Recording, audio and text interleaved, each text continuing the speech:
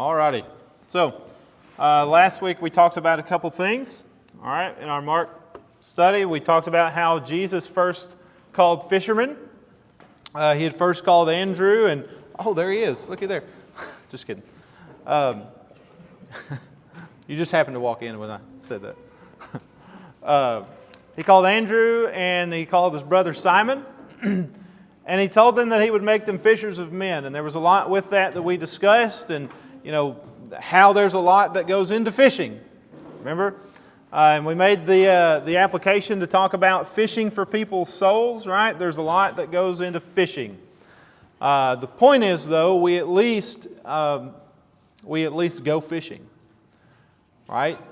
Jesus said, "Go into all the world and make disciples." Okay, so every Christian does have a responsibility to go fishing, to go and make disciples, right? That's all of us.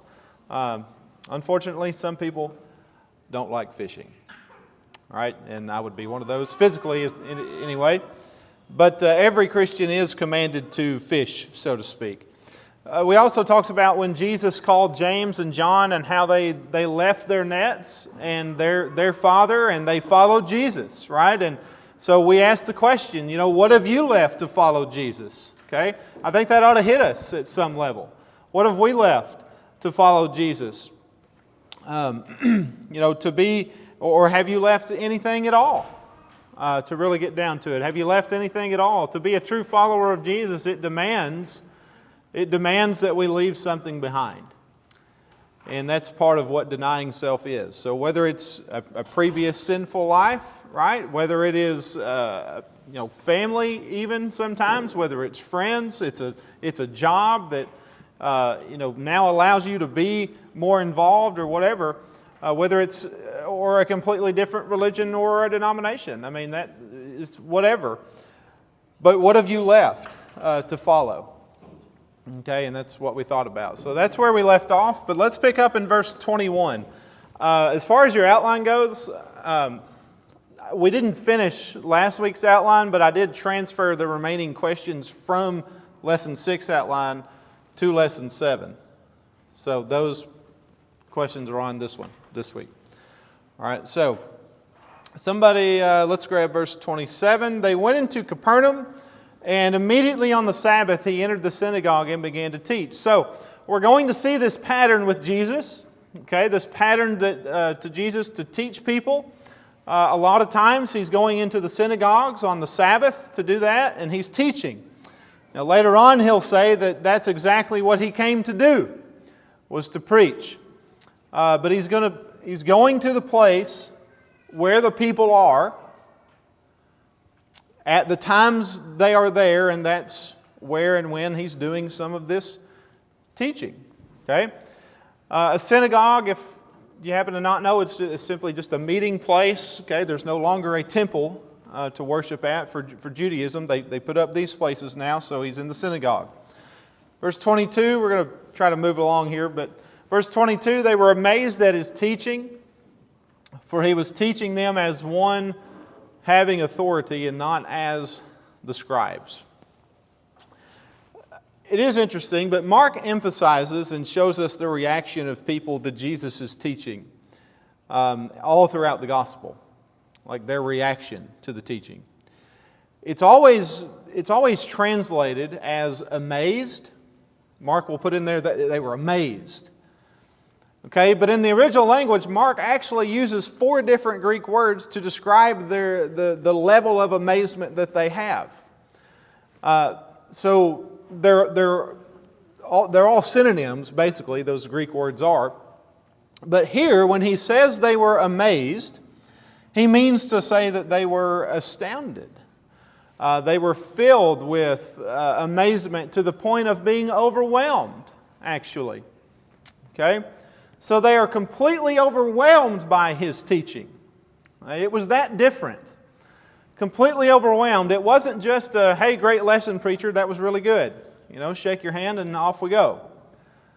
No, it was very overwhelming to them how Jesus was teaching. That they're so amazed because of how different it was. Quite different from what they were used to. In fact, from other rabbis that taught, it wasn't like them. Jesus didn't teach like they did. But what does it say as to why it was different in 22? Because he had authority, or he was teaching as one with authority. Right. As one having authority. And not like the scribes. In a way, it's like Jesus owned what he was saying. He owned it.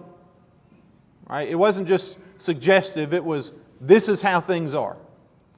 That's how Jesus taught. He taught with authority. And he knew what he was saying was true.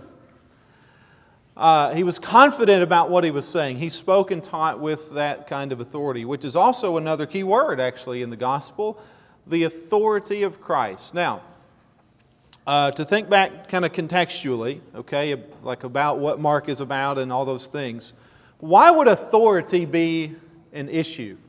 Think back to the kingdom idea with what we talked about with kingdom, the Jews, and all of that. Why would authority be an issue for them?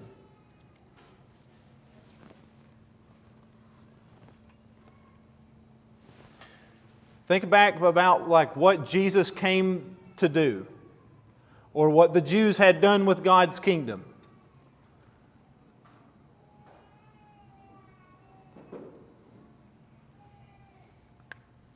Started with an H. They hijacked God's kingdom. All right?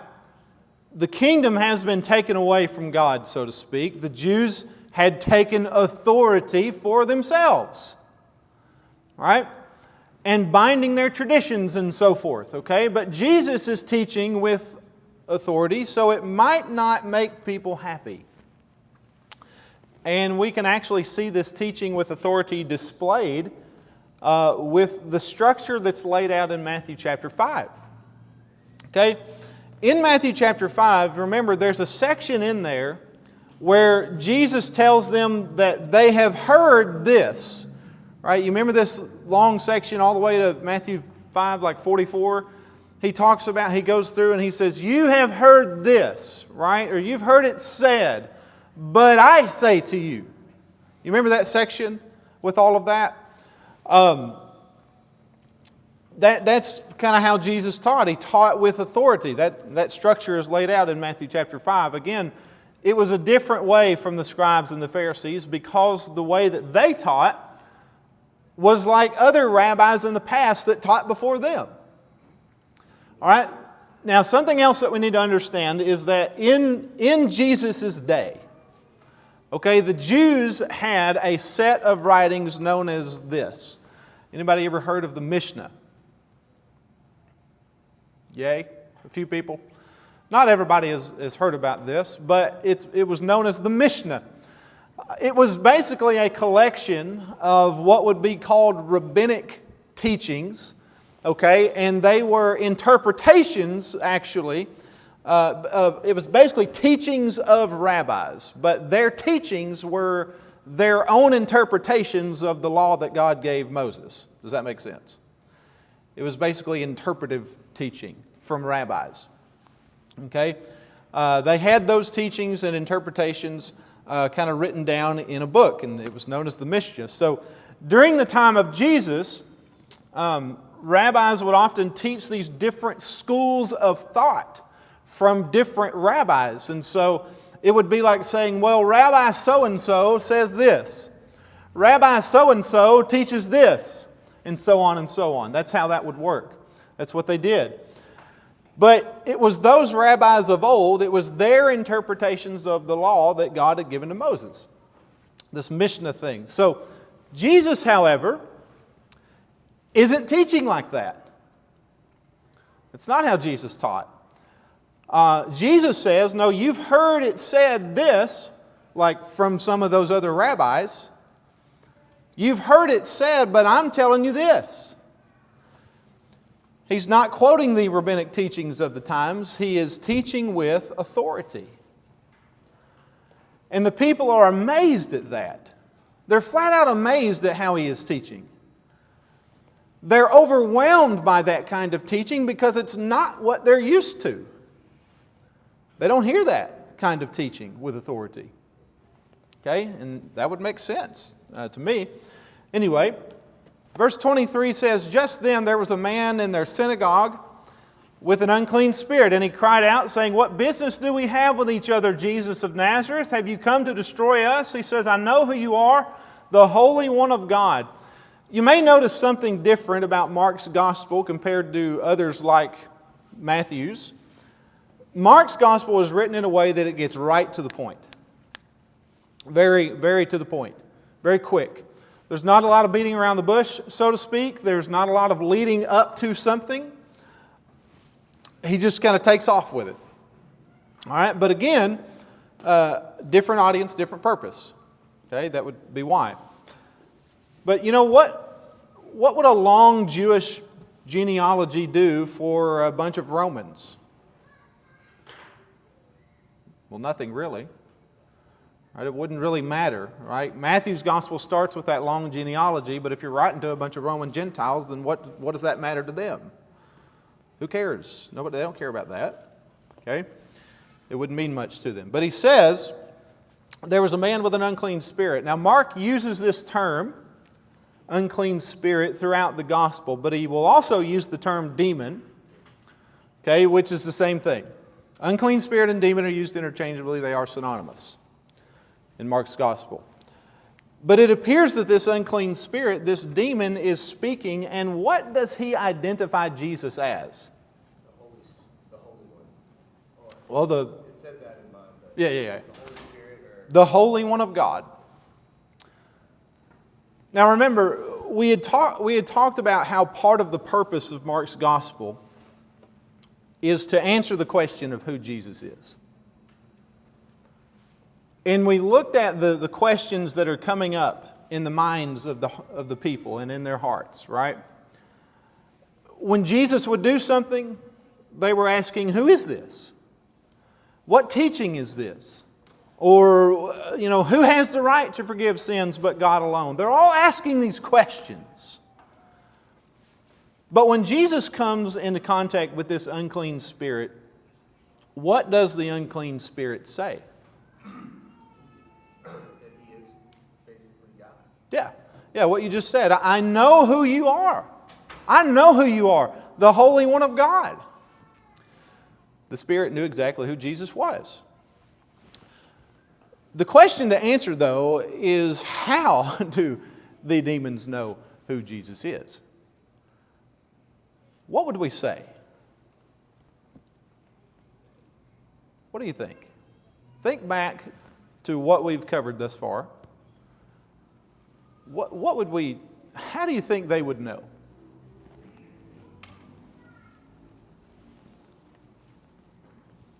Think about what happened after Jesus' baptism. What happened? He was tempted in the wilderness. So that's key right there. The wilderness is key. It goes back to when Jesus was in the wilderness being tempted. We don't see, in Mark's gospel, we don't see the outcome that happened back in verses 12 and 13 of chapter 1. You don't see the outcome. It doesn't tell us how things turned out. It just says that he was in the wilderness being tempted and off we go. However, if we go over to chapter 3, okay, if we go over to chapter 3 real quick, Jesus is having a conversation with the scribes, and they accuse him of being possessed by Beelzebul, which would be a demon. But Jesus tells them that that's not even logical, because Satan can't cast out Satan himself. But he says in chapter 3, verses 26 and 27, if Satan has risen up against himself and is divided, he cannot stand, but he is finished. But no one can enter the strong man's house and plunder his property unless he first binds the strong man, and then he will plunder his house. The strong man in this little parable is Satan. That's who the strong man is. Jesus is saying that you cannot go into Satan's house and plunder his property unless you first bind the strong man or bind Satan. You can't cast out Satan's minions unless you bind Satan himself. What did Jesus, or when did Jesus first bind the strong man?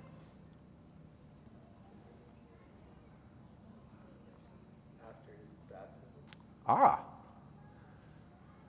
What happened after the course of the 40 days of temptation? What was the outcome? When Jesus went round and round with Satan, what happened? He won. He was victorious. Maybe he told him to kick rocks. But when Jesus first bound the strong man, it was in his temptation in the wilderness. For 40 days, Jesus went through it with Satan. And Jesus came out victorious. Satan was unsuccessful in tempting Jesus, and Jesus proved his power over Satan, the strong man, during those 40 days. Now remember, we don't see what happened with Satan after that occurred or anything like that. But it would appear that Satan has, in some way, communicated that to his demons or minions that work for him, and they have this knowledge about who he is. So when this unclean spirit says, I know who you are, he's been told that. Who do you think told him? I believe that. It makes perfectly good sense to me. So, kind of interesting there as to how this unclean spirit knows who he is. Now, all right, somebody read verse, I'll grab 25 and 26. Jesus rebuked him, saying, Be quiet and come out of him. Throwing him into convulsions, the unclean spirit cried out with a loud voice and came out of him. So the demon doesn't have a choice. He comes right out.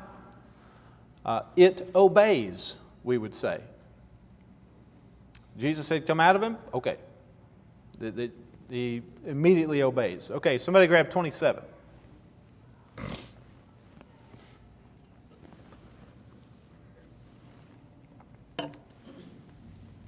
And they were amazed, they were all amazed, so that they questioned among themselves, saying, What is this? A new teaching with authority. He commands even the unclean spirits, and they obey him. All right, so again, we see that they are amazed. We see again that they're asking this question, what is this? A new teaching with authority. The amazed word is a different word actually than earlier. This one simply means to be astounded or marvel at. All right, but again, they saw something and they heard something. Seeing and hearing go together in Mark's gospel. Seeing and hearing.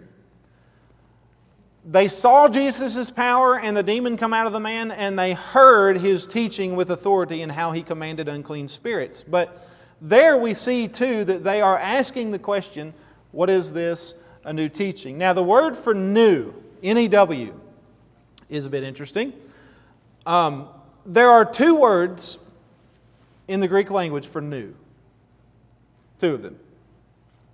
They are both translated the same way into English. But you have this first one, neos. That would be one word for the word new. Neos. And you have the word, well, that's the first. We'll get to the second one in a second. Okay, so when neos is used, and it's translated into new, when neos is used to talk about something that's new, it means that it's new in time. It's new in time, like something that has only been in existence for a short time. Okay? It's new, like brand new. Neos. And then you have this word, kainos. You have kainos, which isn't about new in time or something that's brand new, but new in the sense that it's better in quality. It's better in quality. It's new in nature. It's different from the usual. It's impressive and better than the old. And in some forms, it's almost like the old, but it's new. We would get a sense of that in 2 Peter chapter 3, actually, but we're not chasing that rabbit hole today. But anyway, that's what kainos would be. And that's the word that is used in verse 27. This word kainos. So Jesus' teaching with authority was new to them. It was kainos to them. It was something that was better than what they were used to hearing, if that makes sense. Okay? Now another word. You have the word obey. Obey is another key word in the gospel. And this one is interesting too because hearing in the Greek has nuances of obeying with it. They kind of go together. The Greek word for obey, as you can see, it's hupakuo. Well, the root word is akuo, which means to hear or listen to. Hupakuo means to obey what you are listening to. Okay? It's listening in order to obey, is what it would be. And that's interesting because when the demons hear the command from Jesus, they obey. That's what it says. The demon heard and he obeyed and he came out of him. And that definitely can apply to us. Not that we are demons, but when we hear, do we obey? When we hear what Jesus says to do, are we following through with that? Or, for people who haven't become Christians, when they hear the gospel message, are they obeying the gospel message? Hearing and obeying. Are they being baptized to become Christians? So hearing and obeying, they go hand in hand. And I think we also see in this a bit of that messianic secret idea. When Jesus tells the unclean spirit to be quiet and come out of him, this demon is spouting off, "You're the Holy One of God" and stuff, and Jesus is like, "Be quiet and come out of him." Well, Jesus doesn't want there to be a lot of commotion just yet, and that's maybe part of the messianic secret, how Jesus, He's got a job to do. He's working. He's doing His ministry. He doesn't want things to get too big too fast. Okay? Anyway. All right, somebody, verse 28. And immediately his fame spread throughout the whole region around Galilee. Okay. And it's like, great. So hard to suppress something like that. Really, if that happened today, somebody would be live streaming on Facebook immediately or YouTube. Right? Like you're not suppressing that at all. There's no way. So though Jesus doesn't want things to get out, it is almost inevitable that these things are going to get out. And he knows that. He knows that's going to happen.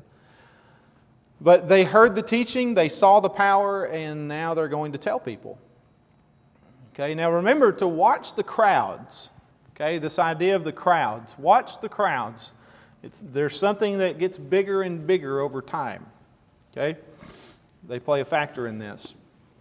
Verse 29 says, immediately after they came out of the synagogue, they came into the house of Simon and Andrew with James and John. So he hasn't chosen the rest of the 12 just yet. These are the 4 guys that are with him in Capernaum. Verse 30 says, now Simon's mother-in-law was lying sick with a fever, and immediately they spoke to Jesus about her. And he came to her and raised her up, taking her by the hand, and the fever left her, and she waited on them.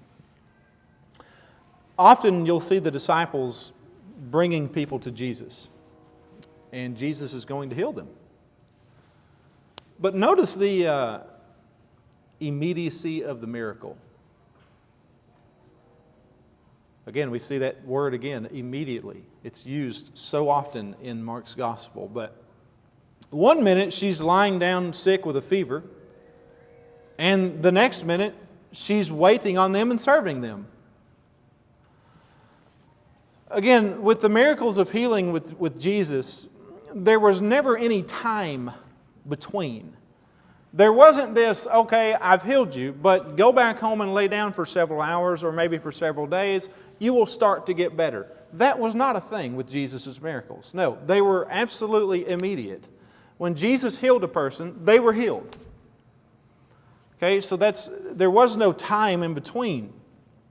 Jesus, he literally defied the laws of nature with His miracles. That's what a miracle is, by the way. Straight up defying the laws of nature. And that's what Jesus would do. They were immediate. There is something that we can apply here with Simon's mother-in-law, though. Jesus heals her sickness. And she immediately gets up and starts serving. One thing that we can think about, if Jesus has healed our spiritual sickness, did we immediately start serving the way that Simon's mother-in-law did?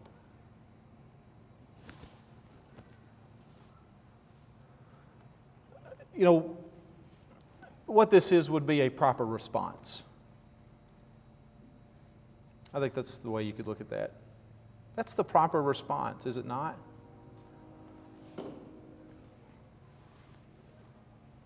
His healing should cause our serving.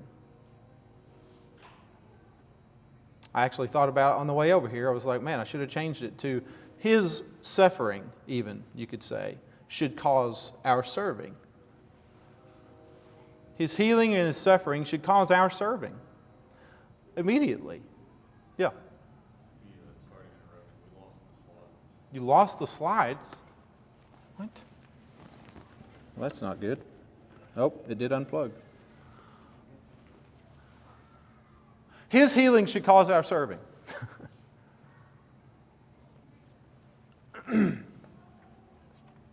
When a person understands who they are outside of Christ, when a person understands that,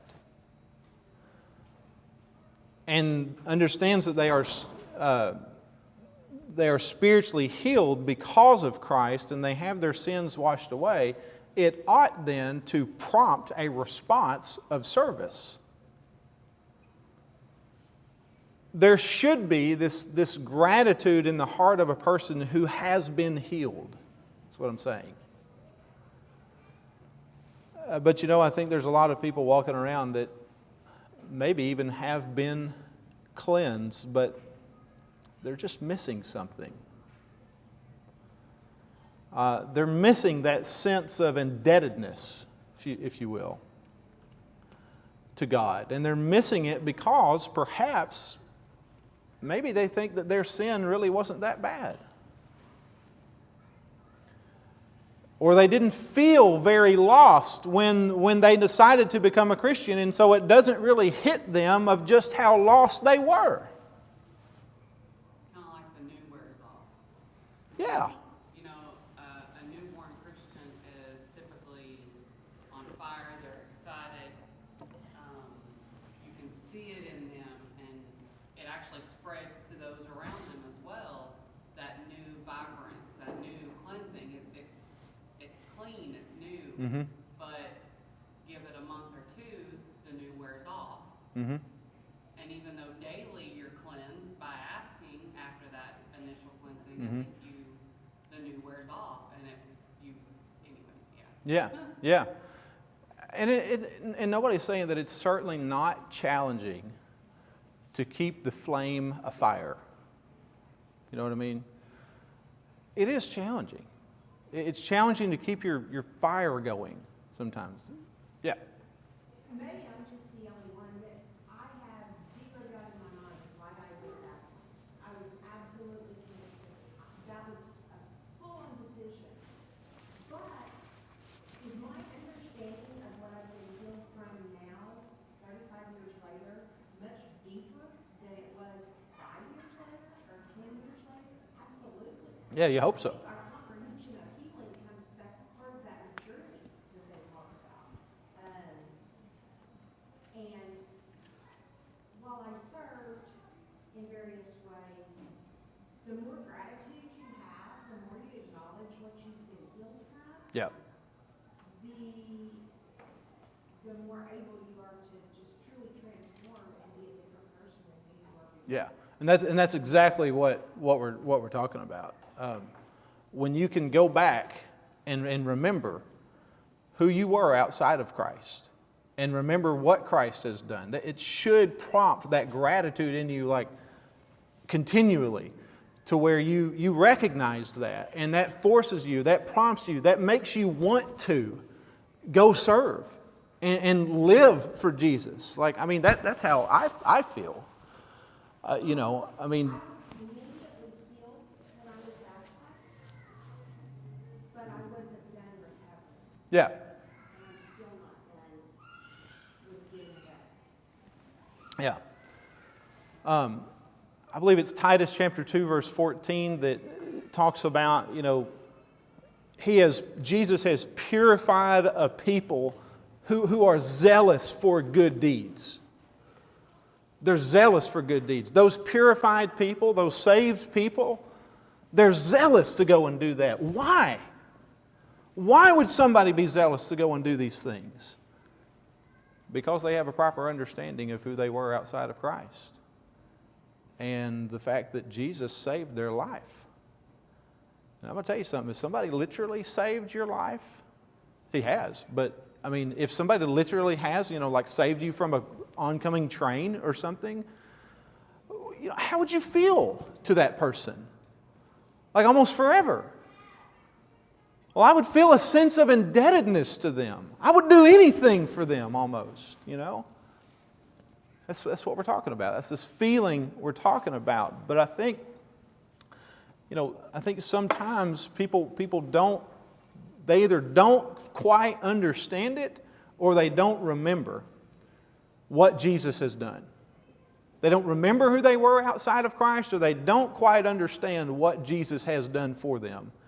And I think sometimes that shows. I think sometimes it shows that maybe they didn't quite understand how lost or how serious them being outside of Christ was. But the point is, when we're spiritually healed, it ought to prompt that immediate spiritual service, just like Simon's mother-in-law. He heals her and immediately pops right up, and here we go. Any other thoughts there?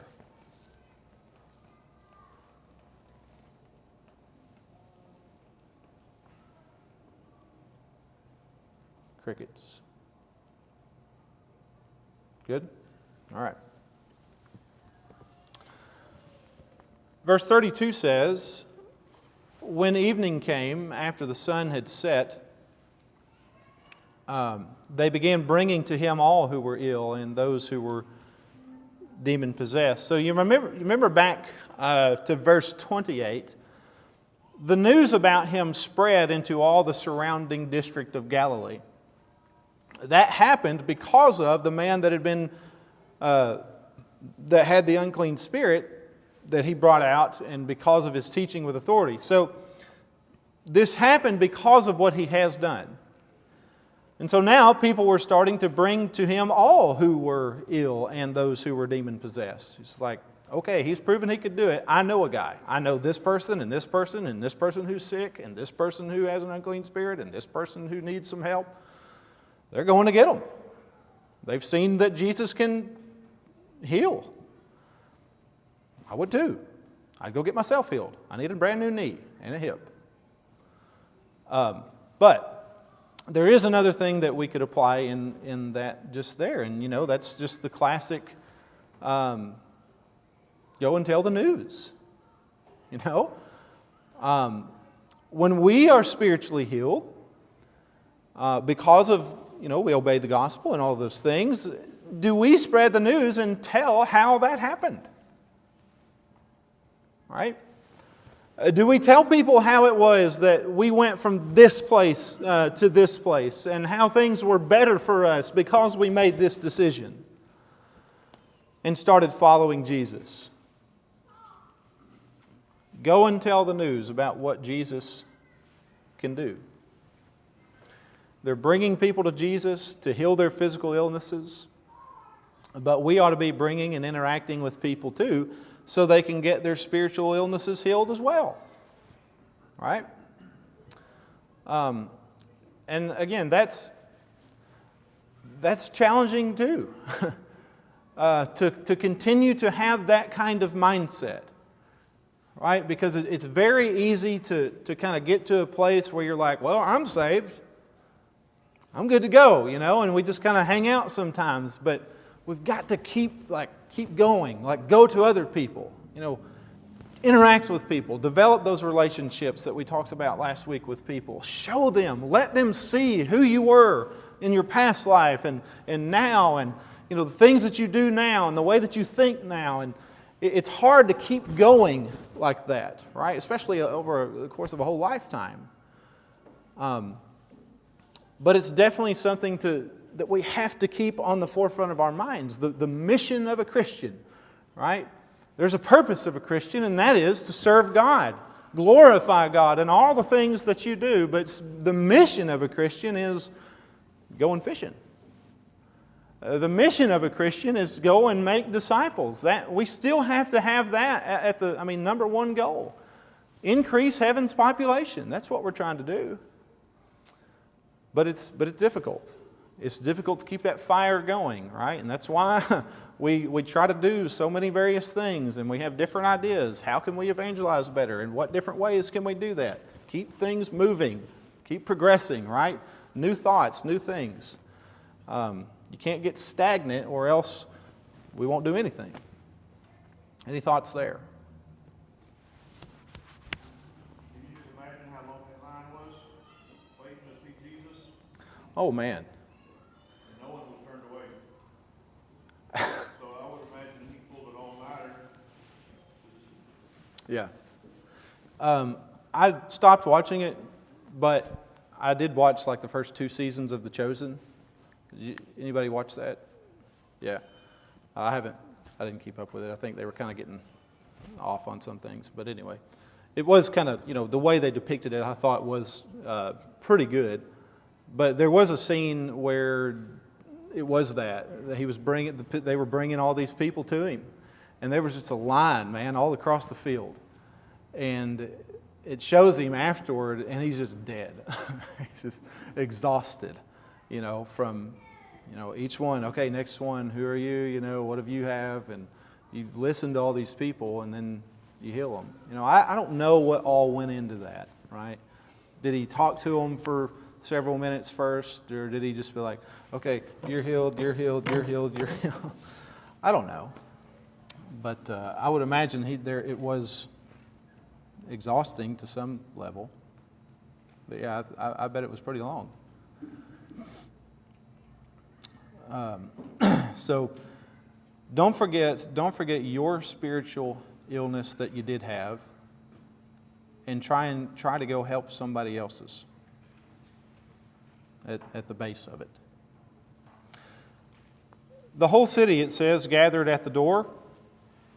All right, so it's another point to the crowds, right? Here they are, they're getting bigger. This news is spreading rather quickly about Jesus. Whole city is gathered at the door, and he healed many who were ill with various diseases and cast out many demons.